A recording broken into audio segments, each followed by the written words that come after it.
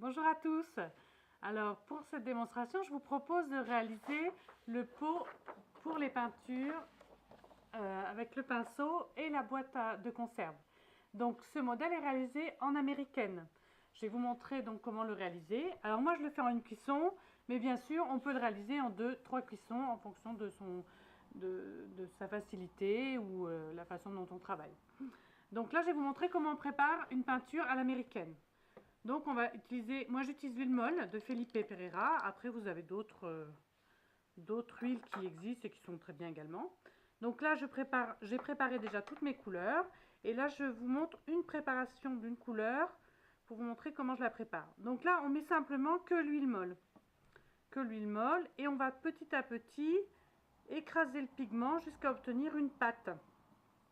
Donc on remue, on mélange jusqu'à ce que le pigment ait bien absorbé l'huile que j'ai déjà mis. Donc là, je vois que c'est un peu sec. Je rajoute une goutte, pas plus. Je pense que ça sera suffisant. Pensez à bien écraser votre pigment. On ramasse bien tout le pigment pour ne pas en avoir après sur la plaque. Et voilà. Donc là, vous voyez, la consistance de la peinture doit être pas de dentifrice. Ni brillante, ni mate. Elle doit être satinée. Voilà. Donc là, la peinture, elle est idéale. Voilà. Donc toutes vos peintures doivent être préparées comme ça.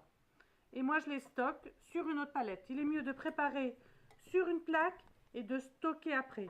Ça évite qu'on ait des pigments qui se baladent un peu partout. Voilà. Donc ça, on enlève. Hop. Et je vous montre comment peindre ce modèle. Donc j'ai également un petit récipient où je mets de l'huile molle.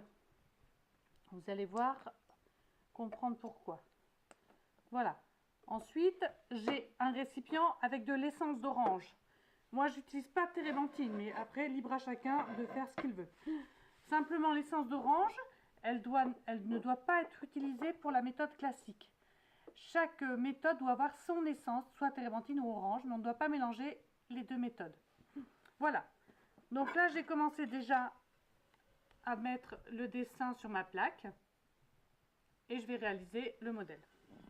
Donc sur la fiche technique, je vous indique bien toutes les couleurs, les pinceaux. Alors, je vous indique qu'on peut passer le vernis réserve sur toutes les parties qui ne seront pas en noir pour faire une première couche de noir.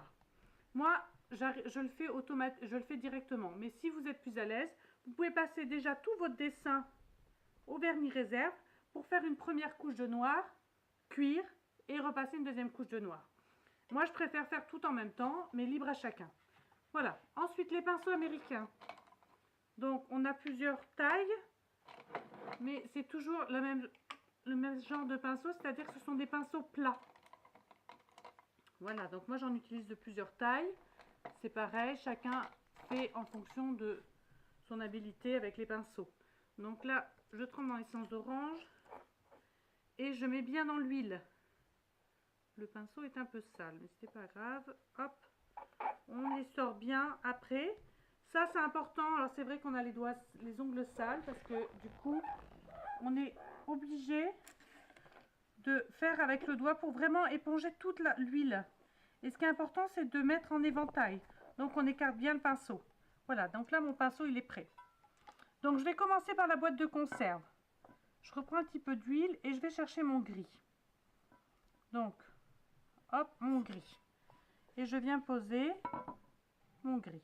Alors, je le pose bien dans le sens de la boîte de conserve. C'est-à-dire qu'on garde le mouvement cylindrique de la boîte. Ça, c'est important. Si vous voulez que votre boîte ait un beau volume, il faut travailler dans le sens de la boîte. Donc là, je vais prendre un pinceau plus gros. Je ne sais pas pourquoi, mais c'est un peu petit. Je suis partie avec celui-là. Donc là, je remets un peu d'huile. Je l'imprègne bien d'huile. J'essore. Et je refais ça sur mon papier pour enlever l'excédent d'huile. Et là, je retourne chercher mon gris. Alors, quand on charge, c'est comme la vidéo que je vous ai déjà expliqué, on charge bien des deux côtés et entièrement son pinceau. Ça, c'est important pour avoir une couche raisonnable sur votre plaque. Et ensuite, on y va. On pose. Ah, ça va plus vite déjà. Hein. Voilà. Donc là, on pose bien dans le sens de la boîte. Voilà, ça c'est ma première couche. Voilà, une fois que j'ai fait ma première couche, je viens ce qu'on appelle balayer, c'est-à-dire qu'on va éliminer, donc je garde mon pinceau avec un peu de gris, par contre je fais bien attention à le mettre bien plat, et on va éliminer les traces de pinceau. Donc pour éliminer les traces de pinceau, c'est important de prendre le pinceau assez loin, pour pas avoir un mouvement trop dur. Et là, on vient balayer. Alors je déborde de mon dessin, mais c'est pas grave, on va après venir le rectifier. Voilà, vous voyez, ma couleur est presque lisse, il reste des mouvements, mais ça c'est pas grave, au contraire, ça permet de garder le mouvement de la boîte. Et une fois qu'on a fait ça, on vient ombrer, c'est-à-dire qu'on vient poser le noir et on vient dégrader avec le pinceau, on pose au bord et là on vient le dégrader. Voilà. Je reprends dans l'autre sens et je m'aide du pinceau orange qu'on appelle le pinceau à balayer. C'est un pinceau sec, propre, et qu'on ne met pas ni dans l'essence d'orange ni dans l'huile. Ça reste sec. Et on vient balayer pour ramener le noir sur le bord.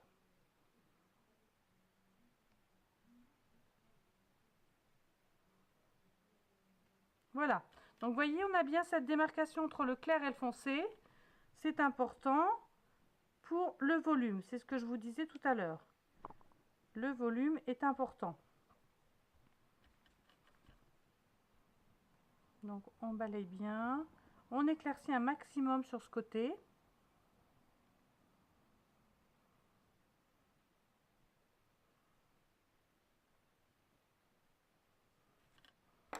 Alors, je vais revenir avec un pinceau propre. Je rince mon gros pinceau. Je les sors. Je reprends un peu d'huile. Je les sors de nouveau. Voilà. C'est important, l'éventail, toujours, pensez-y. Et là, on revient redonner un petit coup léger pour estomper. Voilà. Donc là, on a fini.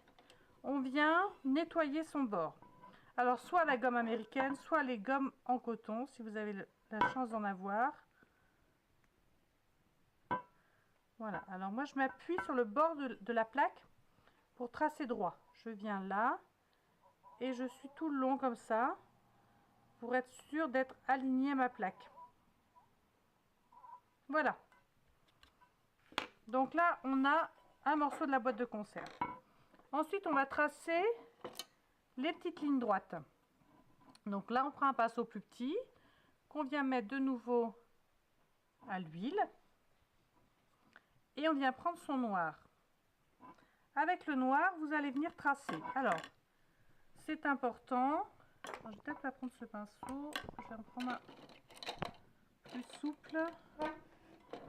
Si je trouve, voilà. Celui-ci va être plus souple. Donc, on remet dans l'huile. On essore bien. Et on prend du noir. Quand vous avez bien chargé votre pinceau, vous venez vous poser. Alors, moi, je pose le petit doigt et je pose bien mon poignet pour avoir un appui pour ne pas trembler.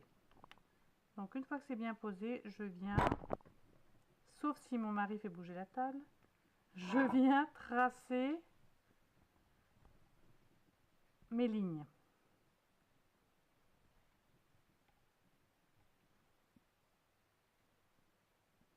Pensez à bien vous appuyer. C'est le plus compliqué, ça. Hein. Alors, je vais même m'y prendre comme ça, en posant bien ma main. Hop.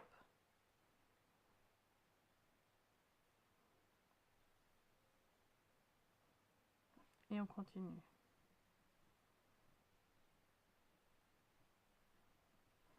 Et on recharge en noir.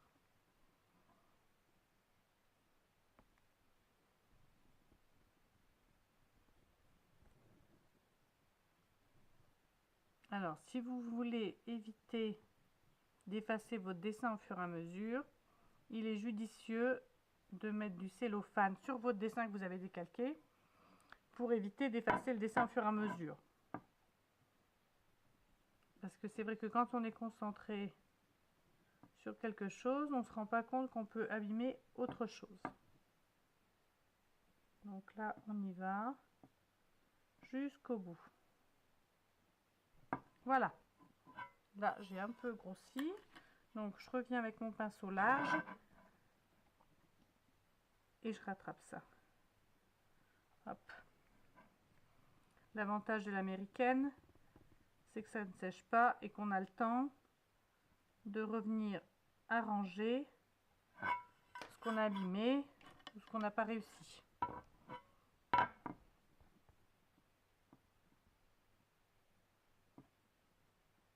Et voilà. Donc là, on a bien les petites bandes. Je reprends mon petit pinceau du début, mon petit pinceau carré que j'ai passé à l'essence d'orange, que je repasse à l'huile. Et là, je vais venir entre chaque bande donner un peu de lumière. Toujours pour le volume de la boîte. Voilà. Une fois qu'on a fait ça, on reprend son pinceau large qu'on a imbibé d'huile et qu'on essore. Et là, on va venir, hop, juste légèrement pour donner un peu de lumière au milieu de la boîte et atténuer nos petits traits. Du coup, hop, voilà, je vais revenir un petit peu passer mes traits.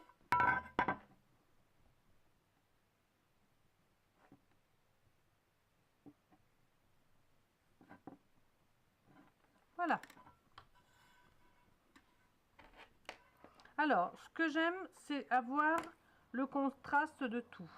J'aime bien du coup voir quand il y a mon noir à côté, ce que ça donne. Donc, on va pas trop y toucher pour l'instant, notre boîte.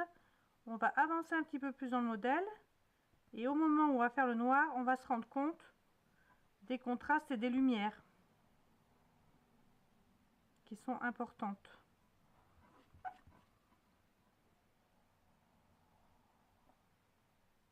Donc, du coup, j'en ai effacé mes traits. Je vais remettre un petit coup.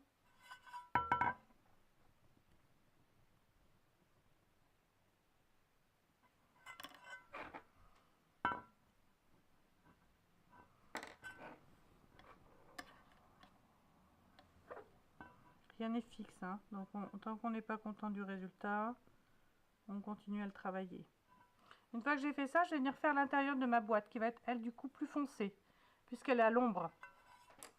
Donc on va venir poser notre couleur plus foncée, c'est-à-dire que le noir et le gris. Donc le gris est chargé dans mon pinceau en entier.